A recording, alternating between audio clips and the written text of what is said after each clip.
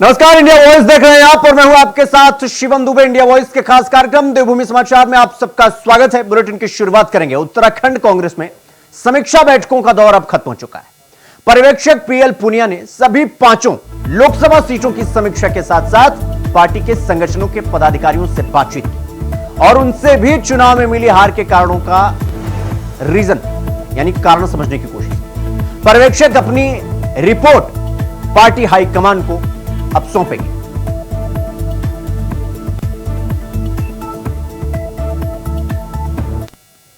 उत्तराखंड कांग्रेस में 3 दिन तक चली समीक्षा बैठकों का दौर समाप्त हो चुका है।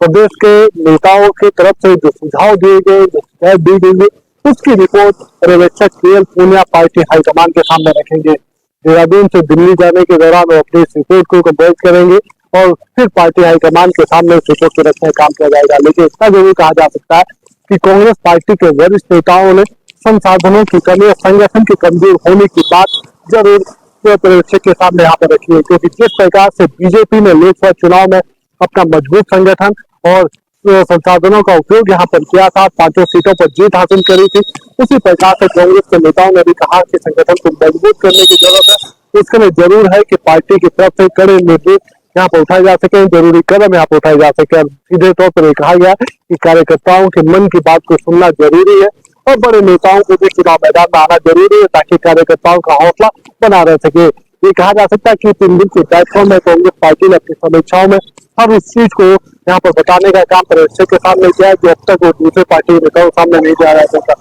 ये कहा जा सकता है कि निकट भविष्य में कांग्रेस अपनी कमियों को दूर करेगी और मजबूत विपक्ष के तौर पर एक बार फिर उभरकर सामने आएगी। के साथ इंडिया वॉइस। तो वहीं उत्तराखंड सरकार में खेल मंत्री रेखा आर्य ने यह कहा कि खेल और खिलाड़ियों को आगे बढ़ाने के लिए धामी सरकार लगातार काम कर रही है। जीवन में खेल एक ऐसा प्रयोजन है जिसके माध्यम से हम आगे बढ़ सकते हैं। खेल मंत्री ने आगे यह भी कहा कि राज्य खेल प्रतियोगिताओं के कार्यक्रम में बदलाव किए गए हैं, साथ ही नेशनल गेम्स के लिए भी फेडरेशन के साथ खिलाड़ियों को लेकर बातचीत की जा रही है, जिससे उनके खेल में और भी निखार आ सके।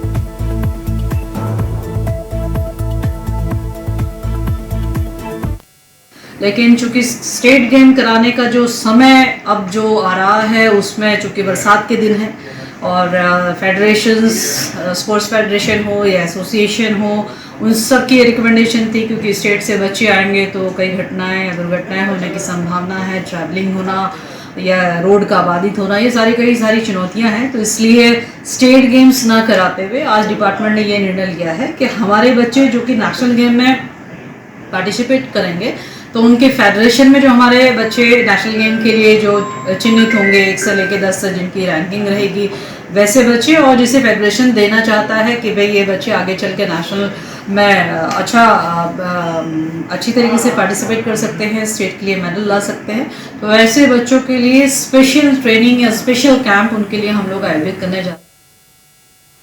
तो वहीं हल्द्वानी के सर्किट हाउस में सांसद अजय भट्ट के अध्यक्षता में दिशा की बैठक की दिशा उस वक्त बदल गई जब विधायक ने हंगामा कर दिया। विधायक और जिलाधिकारी के बीच में जमकर बहस हुई। पूरा मामला आपदा के तहत गौला नदी में चैनलाइजेशन को लेकर किया हुआ था, जिसमें सिंचाई विभाग द्वारा वर्तमान में पोकलैंड लगाकर काम किया जाता, जबकि विधायक ने सिंचाई विभाग को कान दिए जाने को लेकर आपत्ति जताई, जबकि जिलाधिकारी का यह कहना था कि उनके द्वारा वन विभाग को किसी अन्य एजेंसी से काम किए जाने को कहा गया। छोट-मोट बातें होते रहती हैं, कहीं पर मैंने कहा ना कि मिसअंडरस्टैंडिंग रहती है, वो सुलझ जाती हैं। पारिवारिक बातें हैं, ऐसी बातें होती रहती हैं और उसके बाद जब सुलझ गई, देखिए कोई भी जनप्रतिनिधि हो, कोई भी अधिकारी हो, सबका लक्ष्य है कि जनता को अधिकात्मक हम अधिक से अधिक जो है उनकी सुख सुविधा का ध्यान रखें, उनकी जो परेशानियां हैं उसका ध्यान रखें। इसीलिए सामंजस्य के लिए ही जिला विकास समन्वय और निगरानी समिति दिशा इसका नाम रखा गया है। यही तो सामंजस्य इसमें होता है। इस तरह की दिक्कतें थी विभागों में आपस में तालमेल न होने की वजह से ये सुरक्षा के कार्य, क्योंकि सरकार की ओर से पैसे की कोई कमी नहीं है, माननीय मुख्यमंत्री जी ने अभी आप लोगों ने जानकारी ली होगी 10-10 करोड़ एक जिले के और दे दिया है कि किसी भी प्रकार से आपदा कार्यों में, राहत कार्यों में जो बाढ़ सुरक्षा के कार्य हैं उनमें कोताही न बरतें। लेकिन उसके बावजूद भी कार्य नहीं हो पा रहा है और आज तक भी अभी जिन जगहों पर चैनलाइजेशन का काम होना था वहाँ पर काम शुरू नहीं हो पाया। तो इसी को लेकर आज बातचीत हुई है और माननीय सांसद जी ने भी स्पष्ट रूप से कहा है कि सिंचाई विभाग कार्य को करेगा और तुरंत कार्य को करेगा। तो मुझे उम्मीद है कि कल से कार्य।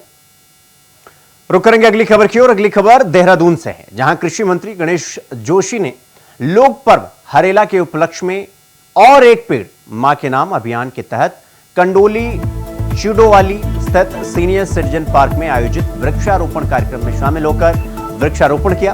इस दौरान मंत्री गणेश जोशी ने एक पेड़ मां के नाम अभियान के तहत मां के सम्मान में भी पौधा लगाकर पर्यावरण संरक्षण का संदेश दिया।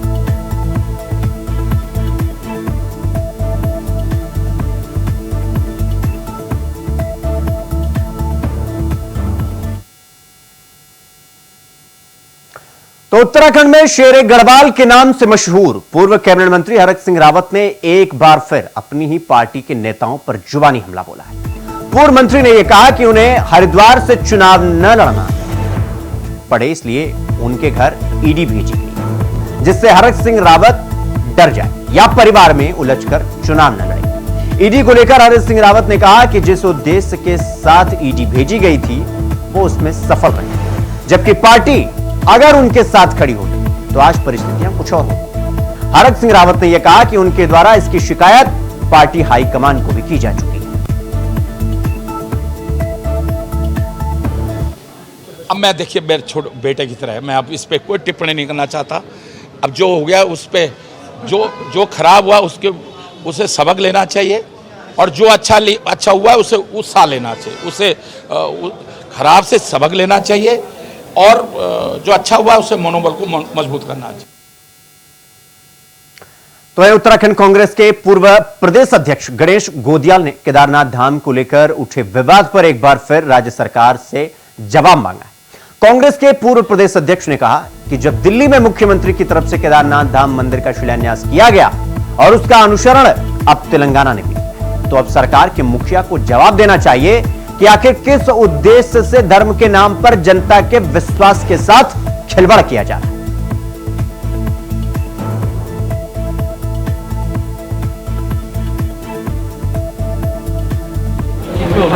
इस बारे में मैं कल कह चुका हूं कि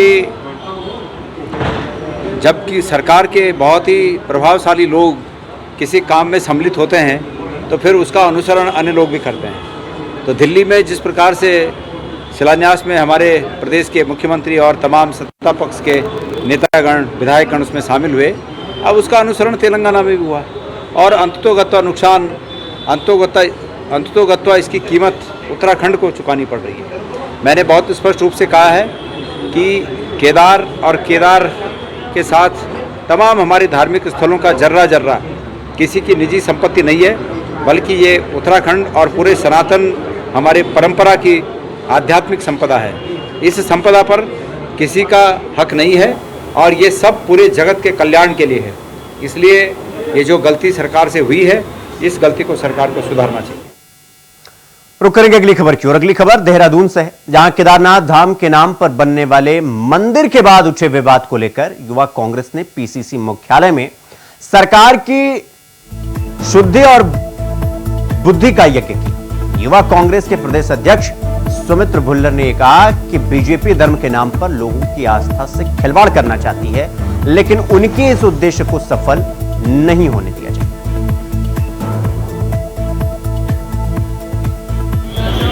हमारा संदेश बिल्कुल स्पष्ट है, क्योंकि इस समय भारतीय जनता पार्टी के जो लोग हैं, जो सत्ता में बैठे प्रवक्ता हैं, इनकी बुद्धि भ्रष्ट हो चुकी है। तो हम भगवान से प्रार्थना करने आए हैं, इसलिए यज्ञ किया हमने कि इनको भगवान सद्बुद्धि दे, क्योंकि ये भी भूल चुके, मर्यादाएं भी भूल चुके हैं। ये आज केदारनाथ जी के धाम की स्थापना कहीं और करने की बात करते हैं। आज ये शंकराचार्य जी को, जो हमारे धर्म के रक्षक हैं, जो मार्गदर्शक हैं हमारे, उन पर टिप्पणी करने का काम करते हैं। ये बहुत ही दुखद है और ये राजनीतिक मामले से ऊपर उठकर ये हमारे लिए भावनात्मक, हमारी मान्यता से जुड़ा हुआ मामला है। इसलिए हमने भगवान के दर पर आज हमने अपनी अर्जी लगाई है और हम भगवान से प्रार्थना करते हैं कि इनको सद्बुद्धि दे और कम से कम ये जो ये धर्म विरोधी कार्य हैं, जो ये पाप ये करने जा रहे हैं, इनको पाप करने से रोक। और अगली खबर हरिद्वार से है, जहां कांवड़ मेले की तैयारी को लेकर ADG law and order AP Anshuman ने ड्यूटी में लगाए गए पुलिस अधिकारियों और कर्मचारियों को ब्रीफ किया। ADG law and order AP Anshuman ने पुलिस बल, कानून जनहित, तकनीकी, धर्म संस्कृति, पुलिस प्रशासन को कांवड़ मेले की तैयारियों को लेकर ब्रीफ किया। 13 सुपर जोन, 31 जोन और 126 सेक्टर में बांटा गया है यह पूरा मेले का क्षेत्र। पूरे कांवड़ क्षेत्र में सुरक्षा की दृष्टि से पर्याप्त पुलिस की तैनाती कर दी गई है। आज 20 जुलाई से सभी पुलिसकर्मी और कर्मचारी अपनी अपनी ड्यूटी संभाल लेंगे।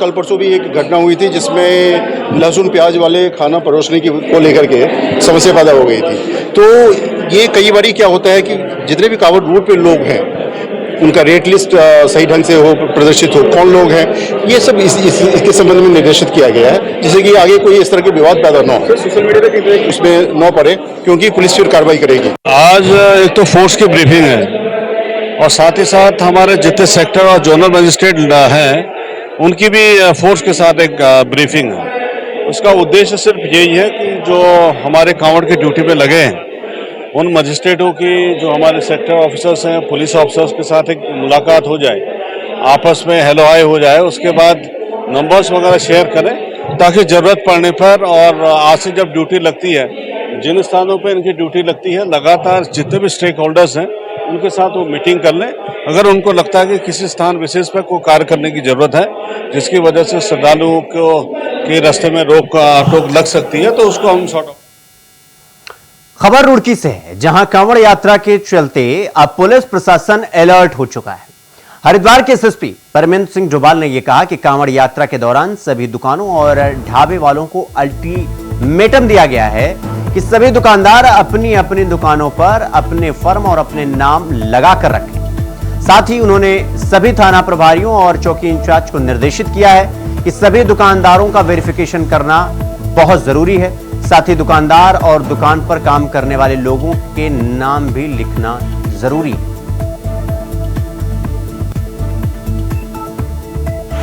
मैं सभी थाना प्रभारियों को, सभी सर्कल अफसरों को निर्देशित किया गया था कि जितनी भी दो दुकानें हैं या जितने भी शॉप्स लगी हैं उनके एक तो प्रॉपर तरीके से उनका वेरिफिकेशन होना चाहिए, उसमें जितने लोग काम कर रहे हैं, कौन लोग काम कर रहे हैं। दूसरा, उसमें प्रोप्राइटर्स जिसके नाम पे वो शॉप है उसका नाम लिखा जाना, क्योंकि QR कोड्स में कई बार धांधली होने की भी संभावना रहती है। कई बार चीज़ें सामने हमारे आती है कि किसी प्रकार की कोई यात्रीगण के साथ मिसबिहेव होता है, कुछ जो सब्जियां हैं या कुछ जो सामान लेना है उसको लेके, QR कोड को लेके लगातार विवाद बना रहता है। उसके लिए एक रेट लिस्ट के साथ साथ QR कोड और जो प्रोप्राइटर्स हैं उनका नाम प्रॉपर तरीके से दुकान में होना चाहिए, ताकि सनद भी रहना चाहिए। जो यात्रीगण वहाँ आ रहे हैं वो किस दुकान से ले रहे हैं उनको ये पता होना चाहिए।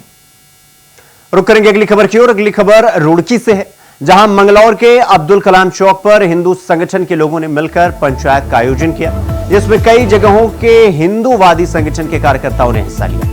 जहां उन्होंने 14 जुलाई की रात को हुई हिंसा के आरोपियों को गिरफ्तार करने की बात कही, साथ ही गिरफ्तारी न होने पर उग्र आंदोलन की चेतावनी भी दी। मंगलौर सीओ विवेक कुमार ने यह बताया कि अब तक 9 लोगों को गिरफ्तार किया जा चुका है और बाकी की भी गिरफ्तारी जल्द ही कर ली जाएगी। आगे उन्होंने यह भी कहा कि अगर कोई आंदोलन किया जाता है तो वो शांतिपूर्ण होना चाहिए।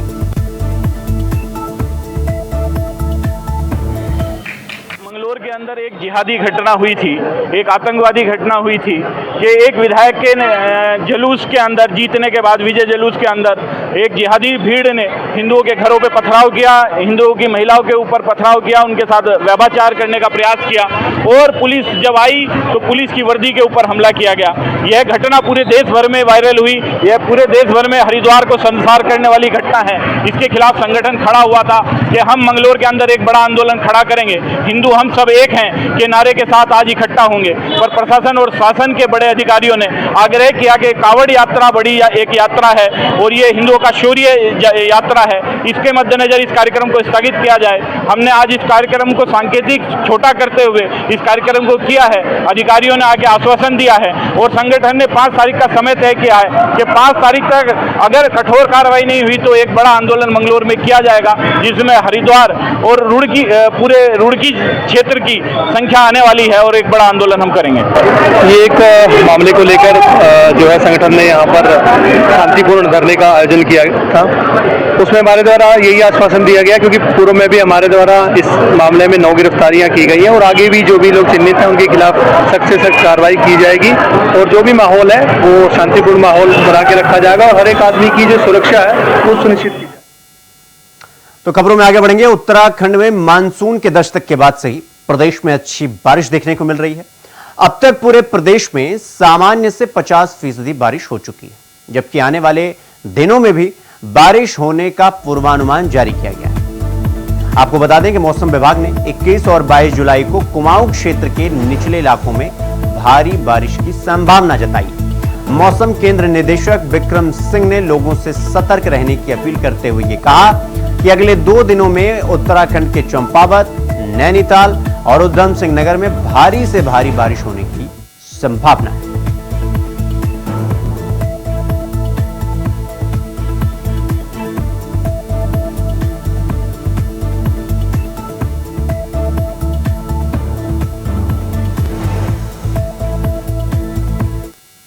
मौसम की बात करें, आज 20 तारीख जुलाई की हो गई है और देख रहे हैं कि ठीक ठाक बारिश प्रदेश में मिल ही रही है। नॉर्मल के आसपास एक्टिविटी चली रही है और आज भी देखें तो अनेक जगहों तक में जो है बारिश प्रदेश में मिलनी चाहिए, हल्की से मध्यम जो है।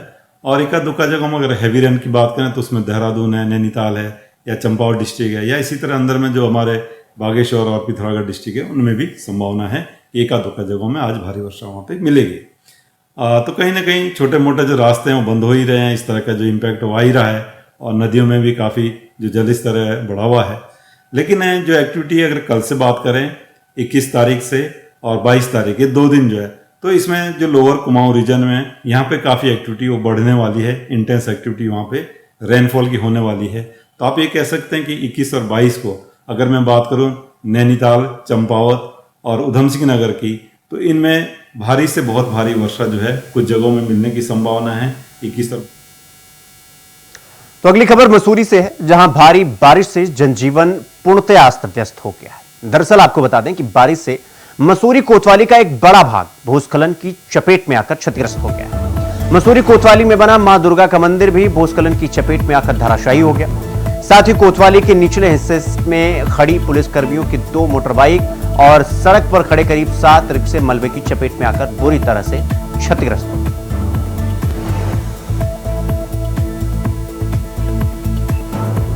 सर यहाँ पे जो रात को पुस्तक गिरा है लगभग 1:30 बजे के आसपास गिरा है, लेकिन सबसे बड़ी बात तो ये हुई कि कोई जान माल का खतरा नहीं हुआ। हमारे कम से कम 7-8 रिक्शे यहाँ पे दबे हुए हैं जो कि पूर्ण तरीके से क्षतिग्रस्त है। कुछ रिक्शे तो ऐसे हैं जिनके साथ कोई खाने कमाने वाला भी नहीं है, जैसे ये लोग यहाँ पे खड़े हैं, विधवा हैं, उनका रिक्शा कोई चलाता था तो उससे ही उनकी रोजी रोटी चलती थी, वो पूरी तरीके से क्षतिग्रस्त हो गया। और जो 7-8 रिक्शे और भी दबे हैं वो सारे क्षतिग्रस्त हैं। तो देवभूमि समाचार में फिलहाल अभी के लिए बस इतना ही। देश और दुनिया की तमाम खबरों को देखने के लिए देखते रहिए इंडिया वॉइस। नमस्कार।